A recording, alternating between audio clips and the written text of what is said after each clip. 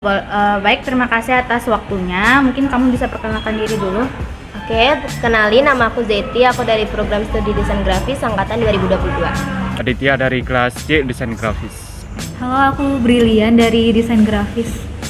Halo semua, perkenalkan nama aku Haru, aku dari Fakultas Vokasi jurusan Desain Grafis. Kita masuk ke pertanyaan ya. Apakah kamu tahu tentang politik uang di dalam sebuah pemilu? Tahu? Tahu? Kalau tahu pastinya sih enggak, tapi dari pemahaman aku mungkin politik yang mendapatkan suara dari suap. Biasanya politik uang itu juga dikenal sebagai politik perut gitu, dimana itu suatu pelanggaran dalam pemilu untuk mengambil hak pilih orang lain. Jadi orang lain yang disuap mereka itu nggak memilih sesuai hati nurani masing-masing gitu. Yang kedua, pernahkah Anda mendengar tentang terjadinya politik uang selama pemilu di kampus atau pemilu yang telah Anda ikuti? Sering banget. Iya, pernah sih. Kalau di kampus itu selama ini nggak ada gitu, dan semoga nggak akan ada. Tapi kalau dalam pemilu di kampus itu politiknya ada, tapi nggak berupa politik uang gitu. Dari kampus sendiri sih enggak ya, lebih ke nelpon maksa gitu buat dapetin suara, nggak ngeluarin uang karena kan mahasiswa kan juga nggak punya uang gitu. Iya. Cuman kalau misalnya masyarakat sih, di masyarakat ada, contohnya itu di komplek aku. Kalau memilih suatu calon nanti akan diaspal komplek itu. Pertanyaan selanjutnya, menurut kamu nih, apakah politik uang tersebut termasuk ke dalam pelanggaran HAM atau kesetaraan dalam pemilu? Kalau pelanggaran HAM menurut aku iya. Menurut saya itu termasuk pelanggaran HAM. Kalau menurut aku pribadi sih iya, melanggar HAM karena kan HAM melindungi aspirasi suara orang, pendapat orang yang memilih niatan milih A tapi karena disogok atau disuap jadi berubah pilihannya gitu, jadi kan itu memanipulasi suara gitu. Ya jelas melanggar. Termasuk juga soalnya ini kan menyangkut hak manusia. Mereka bebas untuk memilih. Nah, dengan adanya politik uang ini mereka itu dipaksa untuk memilih calon tertentu gitu. Menurut kakak, bagaimana sih pemilu yang baik di dalam sebuah kesetaraan persatuan di suatu masyarakat? Pemilu yang baik ya itu tadi, bebas dari politik uang.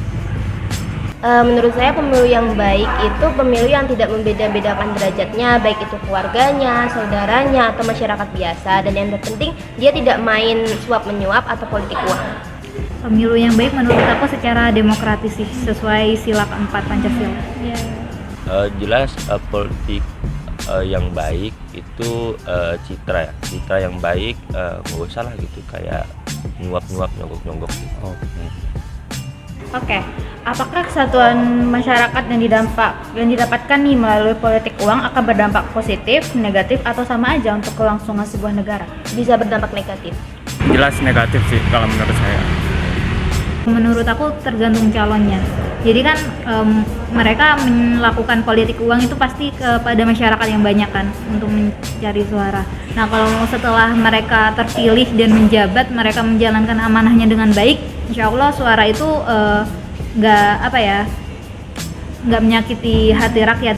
Aku ambil contoh tadi komplek aku, kan orang-orang kan memilih calon itu kan hanya jangka pendek gitu. Oh, kita dijanjiin aspal, ya udah gitu, milih aspal, ya udah kelar gitu.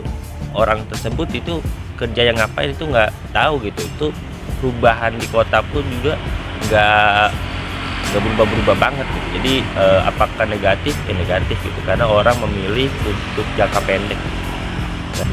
Jika menurut kamu politik uang dapat memiliki dampak negatif, bagaimana sih cara mengatasi atau menghilangkan politik uang dalam pemilu?